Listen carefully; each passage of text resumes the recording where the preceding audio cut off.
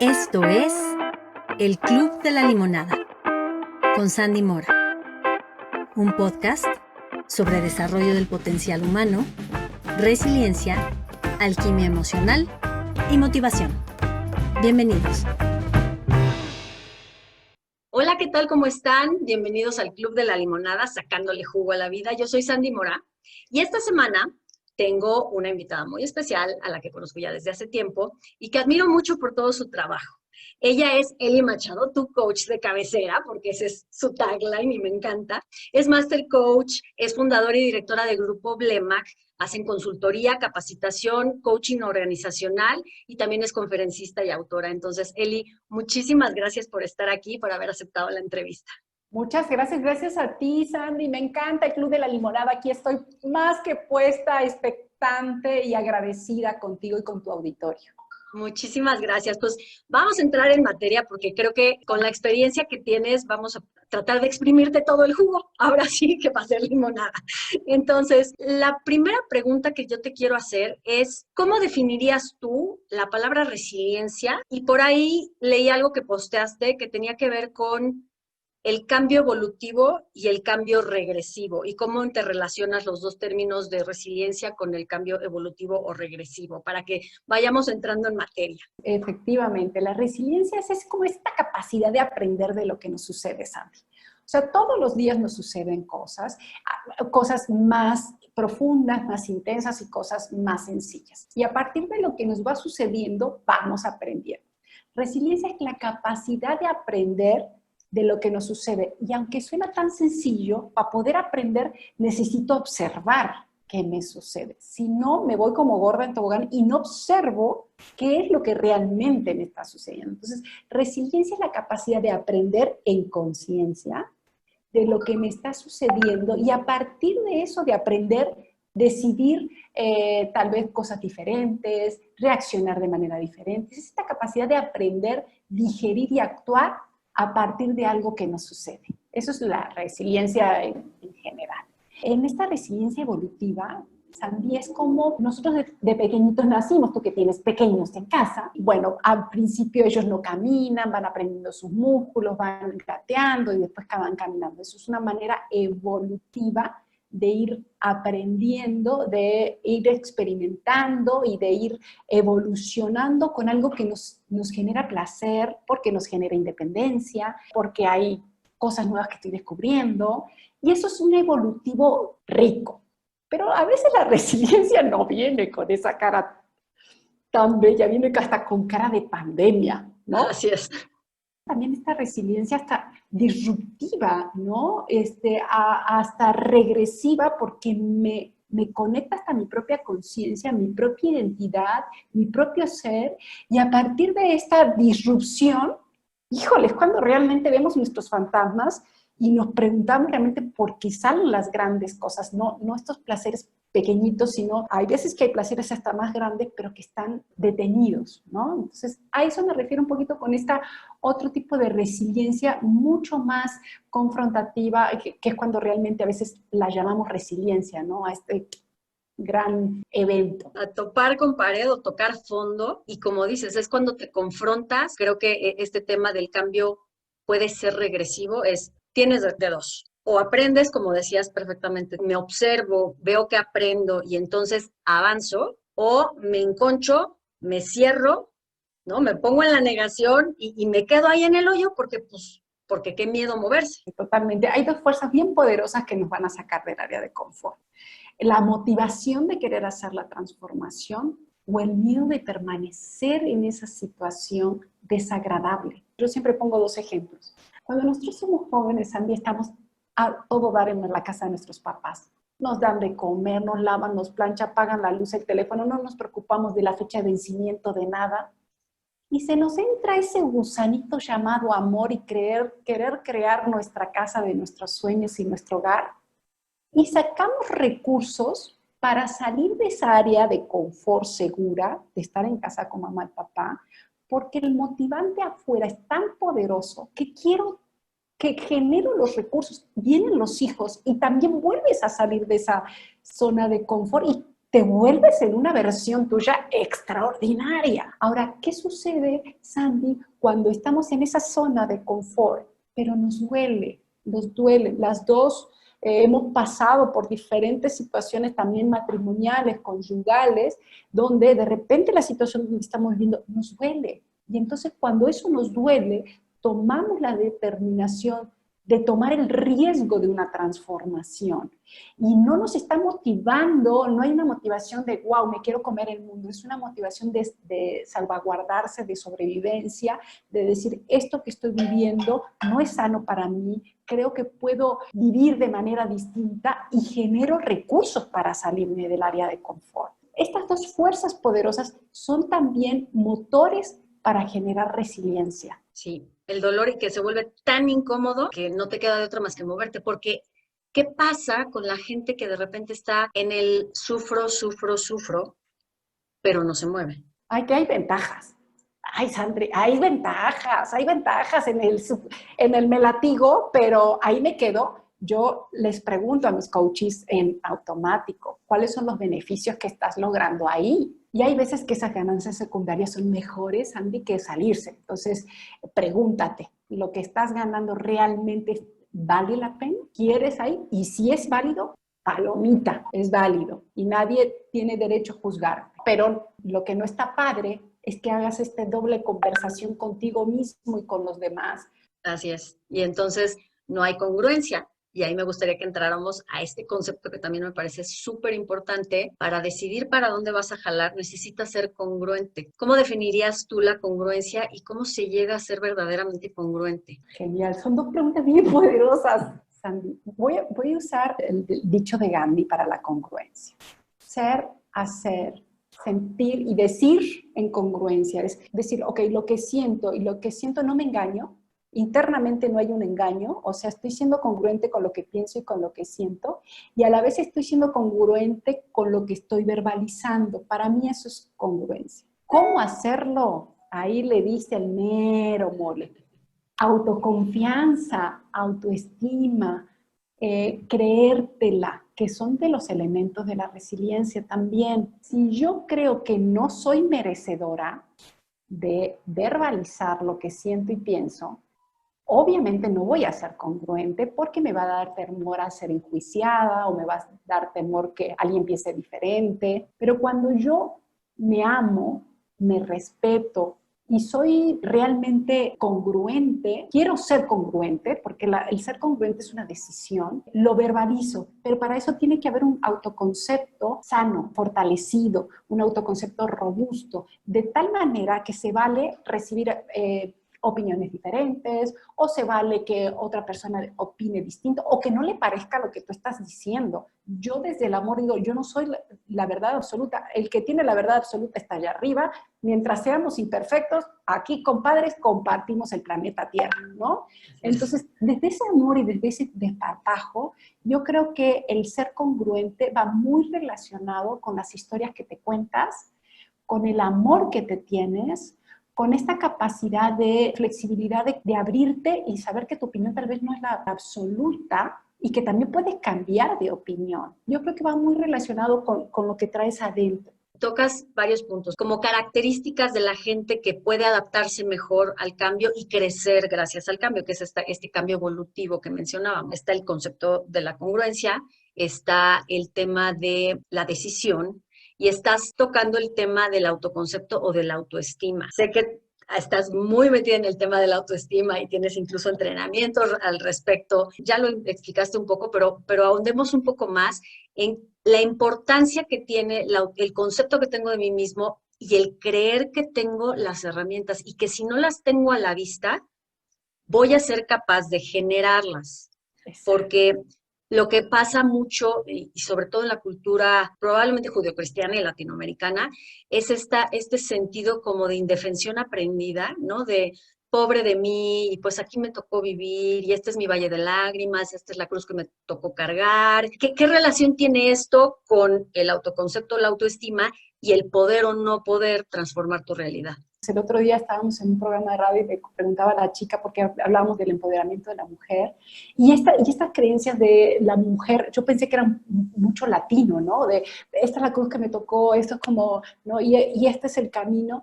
Y ella me decía, no, esto es a nivel mundial y depende de cada religión. Para poder tener una sana autoestima, hay un autor que yo se los recomiendo mucho, que se llama Nathaniel Brandel.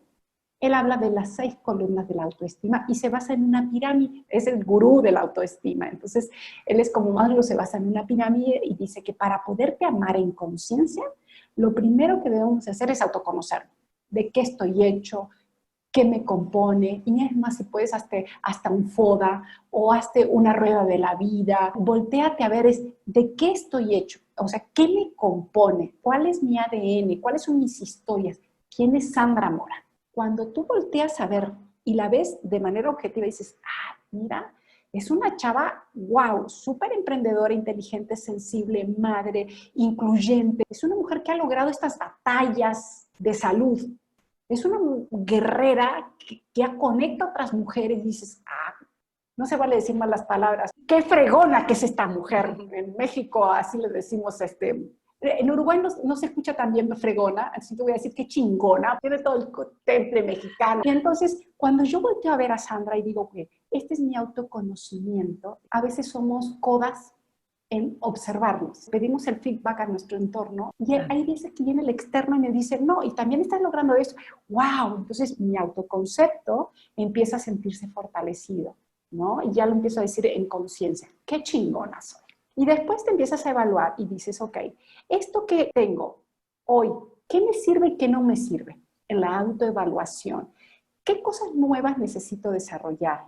¿Qué cosas de las que tengo me sirven? ¿Qué cosas puedo transformar? Y te evalúas. Es el segundo escalón de la evaluación. Después te vas a la autoaceptación. Ok, me acepto de lo que soy y reconozco que esta soy yo en base a lo que me observé y en base a lo que puedo crear. Me acepto. Y después te vas a otro que es el respeto. Y te va a hacer sentido a todas las mujeres y hombres que están escuchándonos. Es que yo no puedo respetar algo que no veo. Si no hay una autoconciencia de lo que tú eres, te atraviesas, no hay límites, permites también ser invisible al medio. Entonces, los primeros escalones son necesarios para que te hagas presente. Y a partir de ser presente, ¿qué quieres para ti? Ese es el autorrespeto, ¿no? Y ya que te respetas y te amas en conciencia, ahí sí está un verdadero amor desde el de aquí, no el amor del ego. No necesito ser a partir de otro o de otras personas o de tener. Yo soy a partir de lo que me construyo, a partir de mis competencias, mis talentos, mis experiencias, mis decisiones. Y a partir de eso me amo. Y me gustaría que tocáramos nada más la importancia, o no sé cómo lo mires tú, de dentro de esta autoevaluación, ser bien humildes también. O sea, claro que es importantísimo valorar todo lo bueno que tenemos y todo lo bueno que hemos logrado, el potencial que tenemos de aportar o de crecer, pero esta parte que dices también hay que hacer como este cuadro, este FODA, donde también veas tus debilidades o tus áreas de oportunidad, ¿no? Y que seas capaz de decir, ok, aquí me falta trabajar. Sobre todo te lo digo como papás, ¿sabes? En este afán de querer construir la autoestima del niño, porque sabemos que es importante. Creo que estamos cayendo en un tema donde entonces todo tiene que ser bueno para él tiene que ser bueno para todo, y entonces tratamos de evitarles, y ahí es donde entra el tema de la resiliencia, tratamos de evitarles dolor o sufrimiento o fracaso para que no se lastime su autoestima, y al hacer eso, estamos jugando en contra de su resiliencia. Sí, es peor aún todavía, los estamos castrando de la oportunidad de vivir. ¿Cómo encontrar este balance entre fortalecer este autoconcepto de sí puedes y sí eres capaz, sin caer en un tema más narcisista, pero darles permiso de que la rieguen y se den cuenta que la regaron, o de que a veces las cosas no salen como quieres y que tienes que aprender a tolerar la frustración? ¿Cómo manejar ese equilibrio para ser chavos más resilientes, porque hoy por hoy siempre ha sido importante, pero creo que de aquí para adelante tiene que ser un tema que si no se incluye en el currículum de la escuela, tiene que estar así en el top of mind de los papás, de generar una nueva generación que sea mucho más resiliente y adaptable al cambio. Mira, hay una ventaja con ellos, que electrónicamente y digitalmente les está llegando una información secundaria muy evolutiva. Eso está padre, porque ellos ya viven en una era de mucho cambio, de mucho proceso de cambio. Entonces, están evolucionando técnicamente y conscientemente a un nivel de sapiencia, de conciencia, de conocimiento. Pero hay otra sapiencia de conocimiento emocional, que es la que estamos hablando ahorita con Sandy. Y es cierto, nosotros a veces como papá evitamos tanto de que no se nos caiga, porque no se vaya a lastimar, no le vaya a pasar esto porque se me frustra y se me trauma, y no vaya a pasar esto porque me lo bulean, y entonces, ¿no? Que les estamos castrando la oportunidad de vivir, ¿no? Les estamos limitando. Un día escuché a mi esposo que le mandamos un abrazo enorme, estaba él en una plática, ¿no? Dice, ¿saben qué me dijo una vez mi papá? Cuando yo agarré y me caí, me había tronado las rodillas, me estaban sangrando las rodillas.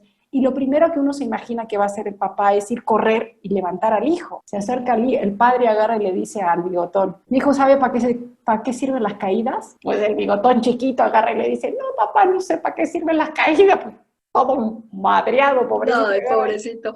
Y agarra y dice, sirven para aprender a levantarse, levántese. Y entonces, en ese momento me pasó lo que tú estás diciendo ahorita. ¿Cuántas veces yo evité que mis hijos se cayeran? ¿Cuántas veces, cuando ya se cayeron, los levanté y les quité la oportunidad de aprenderse a levantar? Entonces, cuando yo te amo, te respeto. O sea, yo cuando te amo, te respeto y creo en tus capacidades. Yo te amo y te respeto y te acompaño sabiendo que tú sabes hacerlo. Creo que el mayor amor, Sandy, está en creer en nuestros hijos. Porque el mensaje que le estamos dando es, no creo en ti. O sea, imagínate qué triste es lo que le estamos diciendo a nuestros hijos. Como tú no eres capaz, mejor yo lo hago por ti. Híjole, como tú eres capaz, órale, quémale las ollas y aprende a hacer arroz. Sé que eres capaz, ¿no? Entonces hay un mensaje atrás que no está tan bonito. Sí, no sale el chirrión por el palito o el tiro por la culata, como diríamos, tratando de cuidar su autoestima. Lo que estamos haciendo es justamente lo contrario. Sí, ahora hay otra cosa, Sandy, que es las palabras convencen y el ejemplo arrastra. Como papás también cuiden cómo nos manejamos en la vida. Si yo soy resiliente, si yo pongo límites, si soy una persona humilde, si yo soy una persona sensible, me hago cargo, tu ejemplo también le enseña al niño. Hay veces que queremos hacer por él y estamos haciendo un montón con nuestro propio ejemplo de ser feliz, de ser congruentes, de sentir, pensar y decir lo que queremos. O sea, le estamos enseñando al niño que también lo pueden hacer. Y otras maneras de amar a nuestros hijos sin limitarlos. Y sabes que creo la importancia de que los niños también vean que nos caemos y que nos equivocamos y que rectificamos y nos levantamos, porque eso, como dices, estás enseñando con el ejemplo. Si tú en casa tuviste la suerte de que se viviera alguna crisis, y sé que suena contraintuitivo decir, ay, ¿cómo suerte? Pues sí, que se viviera alguna crisis, que se pudiera recuperar tu familia y que te tocó ver a lo mejor enfermedad o pérdida de un trabajo o un divorcio o lo que sea que te haya tocado, y viste cómo tus padres o el padre que te tocó, con el que más te tocó convivir, o ambos, se recuperaron, se reconstruyeron, volvieron a salir, mantuvieron un buen ánimo, etcétera, es la forma en la que vas a aprender tú a hacerlo. Si tú te tocó vivir en una familia donde la gente se tira al drama o se aguanta o se resigna, pues esa es la forma en la que tú vas a aprender a enfrentar la vida. Totalmente de acuerdo. Hay un libro también que se los recomiendo mucho, es Tu hijo, tu espejo. Dice también de los papás que no evitemos discutir delante de los hijos, porque les están enseñando que las discusiones son como un tabú terrible, y ellos después, cuando tienen que hacer una discusión o defender su punto de vista, no lo saben hacer. O también pasa que de repente, como mamá y papá no se pelean, yo el día de mañana tengo una pareja y el pelearse es malo. Cuando nosotros discutimos, también le estamos enseñando que podemos reconciliarnos, que es una parte y un proceso normal de dos personas individuales que tienen diferencias biológicas de pensamiento, de experiencias emocionales, y qué normal que tengan discusiones, y qué valioso es lo que le estás dejando perder. Ahora, yo no te digo que saques el cuchillo adelante. No, el chanclazo y el sartenazo, no. Porque es muy violento y tú representas la seguridad del niño. Sin embargo, el darle decir, bueno, sí estamos discutiendo, tenemos puntos de vista diferentes y vamos a llegar a un acuerdo y estamos viendo cómo encontrar el acuerdo, también le damos la certeza de decir, bueno, así son, y ya al rato todos felices y contentos. Entonces, creo que esa parte también es importante, no quitarles la oportunidad de ver la vida real a nuestros hijos. Correcto, cuando los metemos en una burbuja rosa, como decía, les estamos castrando la oportunidad de desarrollar su potencial. Se pueden solucionar los conflictos. No necesariamente el que no pensemos igual significa que entonces no nos queremos. Entonces es volver y decir, tranquilo, no nos estamos peleando, estamos debatiendo ideas, ¿no? Eso es todo.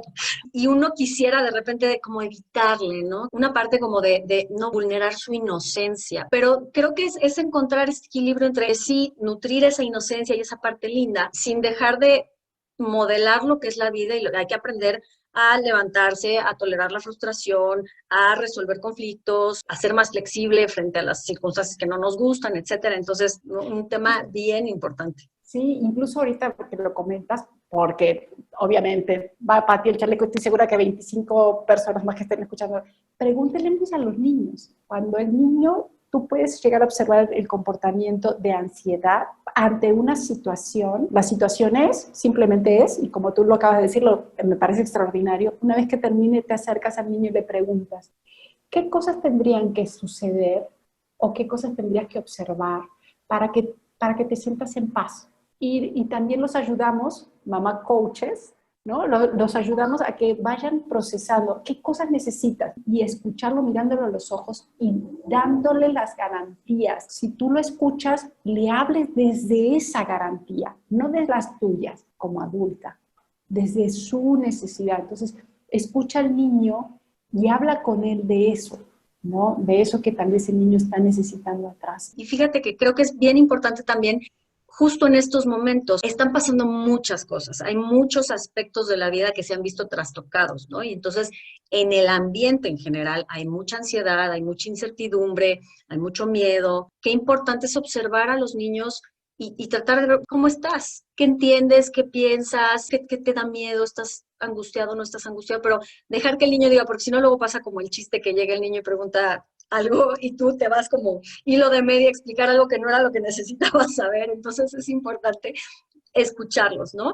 Y quiero que demos así un vuelco, porque estamos hablando de la familia y de los niños, pero gran parte de tu área de expertise es en las empresas. ¿Cómo correlaciona todo esto que estamos platicando de la autoestima, de la resiliencia en las empresas? ¿Y qué está pasando en las empresas? ¿Qué pasa con la gente ahí? ¿Y qué es lo que distingue o hace que una empresa sea más resiliente y más capaz de adaptarse al cambio? Ay, qué buena pregunta. Bien, hay algo de lo que mencionaste ahorita. Efectivamente, la gente está mucho más sensible en la sociedad, en las familias, y también está mucho más irritable. Haz de cuenta que estamos con el cerebro reptílico en emergencia, entonces contestamos más rápido, estamos mucho más irritables, y eso también pasa en las empresas. ¿Qué hace que una empresa sea más resiliente que otra? Bueno, yo considero que mucho depende del liderazgo que haya en las altas, la filosofía de la empresa, ¿sí? Cuando la filosofía y la alta dirección son personas muy sensibles, muy conectadas, muy sensibles al mercado, muy sensibles a su cliente interno, muy conectados a las tendencias, muy conectadas también a lo que pasa internamente y lo que pasa con su cliente, son personas inquietas generalmente de perfil. Y esa misma inquietud hace que recursos humanos, finanzas, las demás áreas, conecten esa misma inquietud. Y mira que es una inquietud de sobrevivencia, de que necesitamos salvar el negocio. Y esta misma necesidad del negocio me hace voltear a ver el mercado, voltear a ver a mi cliente interno, y la necesidad de cambiar el mindset colectivo de las empresas. Entonces, cuando la alta dirección, ¿por qué nos pasa? Ahorita voy a hacer la referencia, ¿por qué no empezar desde abajo, la parte operativa y táctica y no al revés? Porque es tardado. Y hay empresas que son muy burocráticas y hasta que realmente ya las llevan al CTI es cuando reaccionan.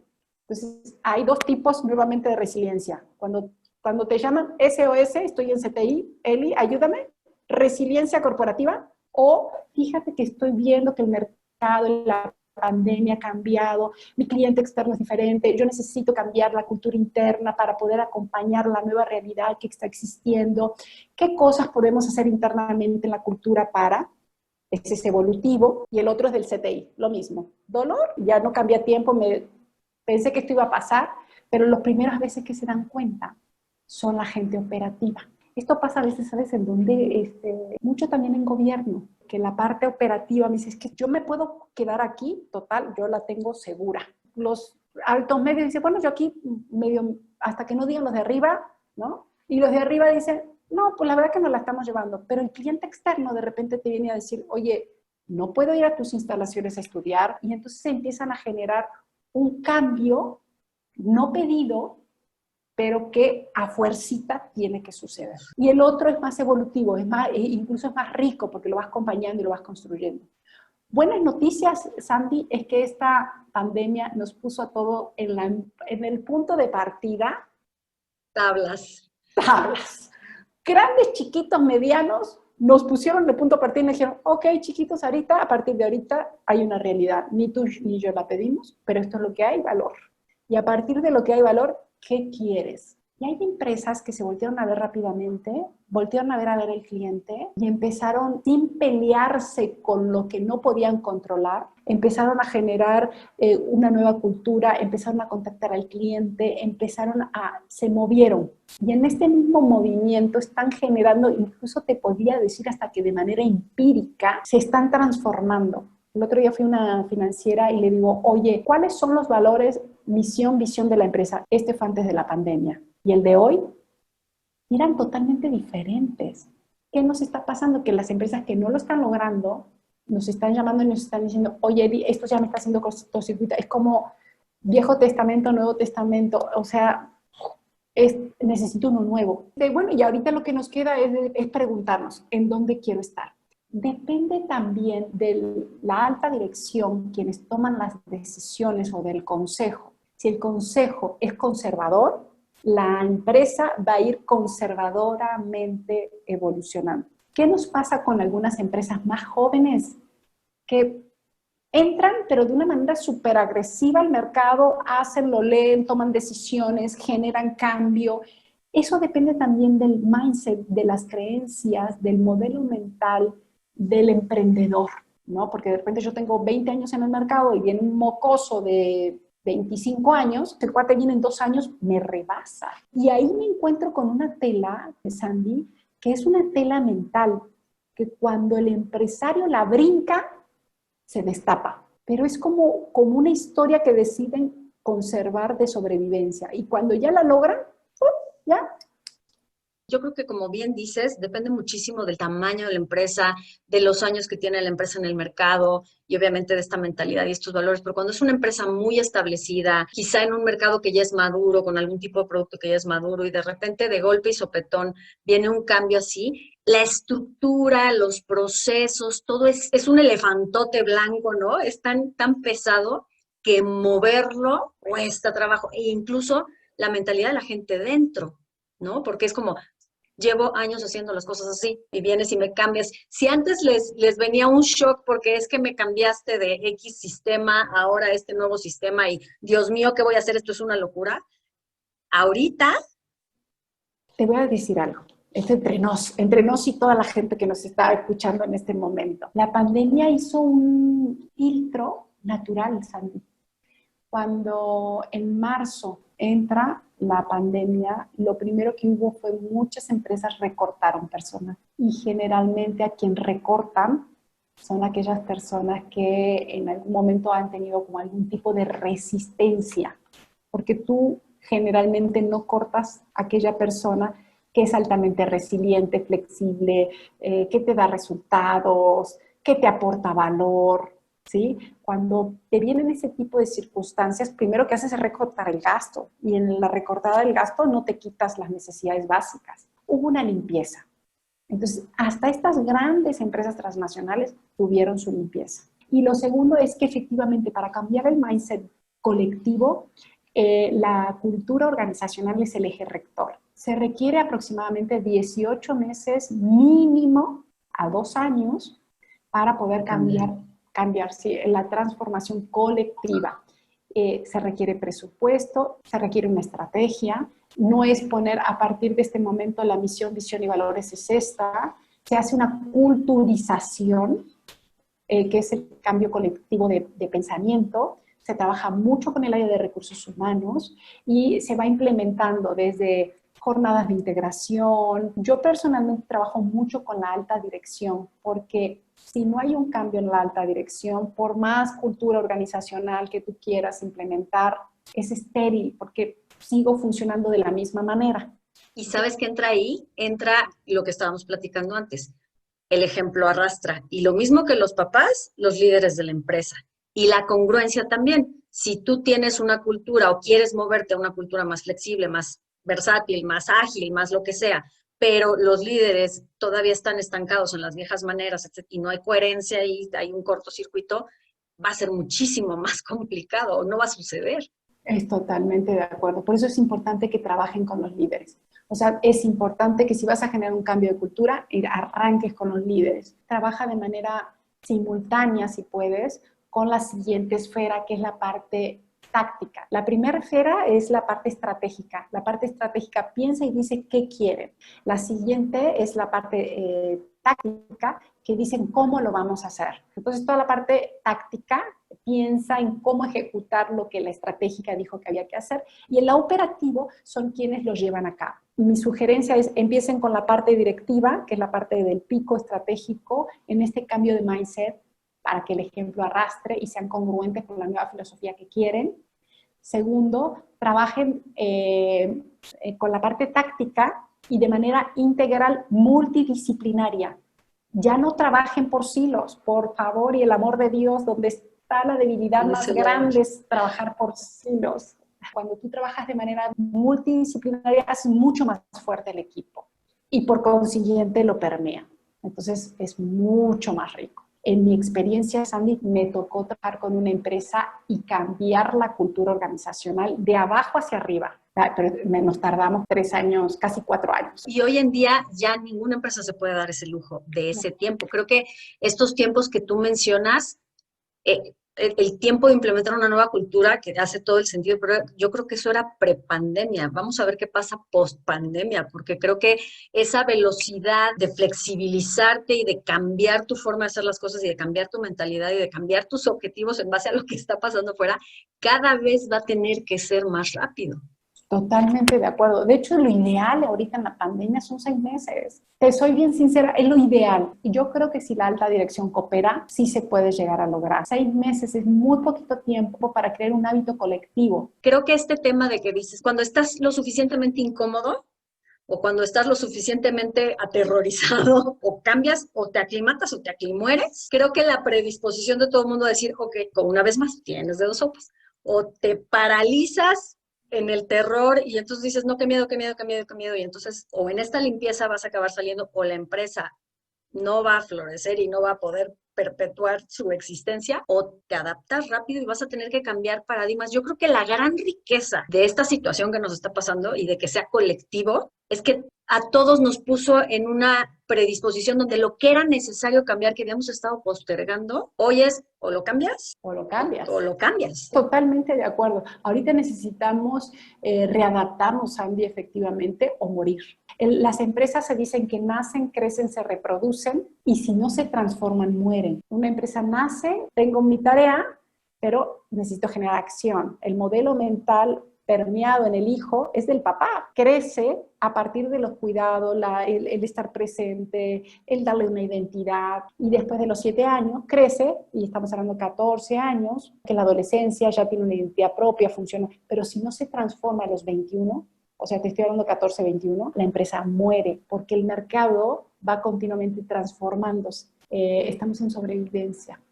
y en la sobrevivencia los más fuertes, y hoy te podría decir que los más resilientes son los que van a sobrevivir. Tienes toda la razón. Y sí creo que la resiliencia se va a volver una competencia indispensable que las empresas van a tener que tomar en cuenta al momento de contratar, ¿no? Esta capacidad de adaptarte, de ser flexible, de levantarte, de tolerar la frustración. Y también, ¿sabes qué creo? El tema de la posibilidad de experimentar. Y creo que eso es algo que, por ejemplo, las empresas ya muy establecidas o muy grandes versus una empresa nueva es una gran diferencia. Como decías, el niño aprende a caminar cayéndose. Y hay muchas empresas que de repente ya le tienen aversión al error y castigan el error o la equivocación. Y cuando eso sucede, están bloqueando el pensamiento innovador y entonces pues nadie da ideas porque qué tal que me equivoco. Entonces pues mejor las cosas como siempre, ¿no? Eso justamente dentro de las cosas que debe nuevamente volver a aprender la alta dirección. Hoy necesitamos nuevamente reconectarnos con esta creatividad y credibilidad en nuestra gente, en el mercado. O sea, tenemos que ser sumamente también conscientes y estar muy abiertos a lo que está pasando. Si castigo la creatividad, voy a limitar la empresa. Pues es un tema que nos podríamos echar horas y horas platicando, pero me gustaría muchísimo, Eli, que para cerrar, considerando todos estos temas de los que hemos platicado, si hubiera una semilla que se quedara hoy sembrada en quien nos está viendo o escuchando, de todo este tema, ¿cuál te gustaría a ti que fuera esa semilla que dejaste? Creo que el tema es muy revelador, que la resiliencia es vital y si yo te dijera una semilla, te diría el propósito de vida, el propósito de tu empresa, el propósito de ser papá, el propósito de vida, el propósito para el que te levantas todos los días, Sandy. Si hoy tú conectas tu propósito, tu qué empresa, tu qué papá, tu qué persona, tu qué, los cómo aparecen. Y esa resiliencia se vuelve tu amiga. Entonces, márcate tu propósito, ámate lo suficiente como para defenderlo y dale para adelante, dale para adelante, dale para adelante, dale para adelante. Perfecto el de ahí arriba. Mientras estemos aquí, estamos aprendiendo a hacer lo mejor que podemos cada día. Padrísimo, Eli. Pues te agradezco de verdad muchísimo. La gente que te quiera buscar, contactar para cuestiones de coaching, para cuestiones empresariales, de capacitación, ¿dónde te pueden encontrar? Ay, muchas gracias. Bueno, me pueden encontrar, mi correo electrónico está bien sencillo, eli@blemac.com, o yo no me puedo esconder de la Interpol. Le pones a Google Eli Machado y te van a salir redes sociales y demás. Encantada de la vida, la empresa se llama Blemac, Corporativo Blemac, y también estamos a tus órdenes haciendo lo que nos apasiona, Sandy. Padrísimo. Muchas gracias por esta plática tan interesante y tan enriquecedora. Y a todos los que nos están viendo o escuchando, muchísimas gracias por su atención. Esto fue el Club de la Limonada, sacándole jugo a la vida. Yo soy Sandy Mora y nos vemos la próxima semana con más sobre este tema para aprender a sacarle todo el jugo a los limones que la vida nos da. Así que muchísimas gracias y a seguir celebrando la vida todos los días. Besitos. Esto fue el Club de la Limonada, sacándole jugo a la vida. Gracias por acompañarnos. Nos vemos en el próximo episodio. Si te gustó, por favor comparte y suscríbete. Hasta la próxima.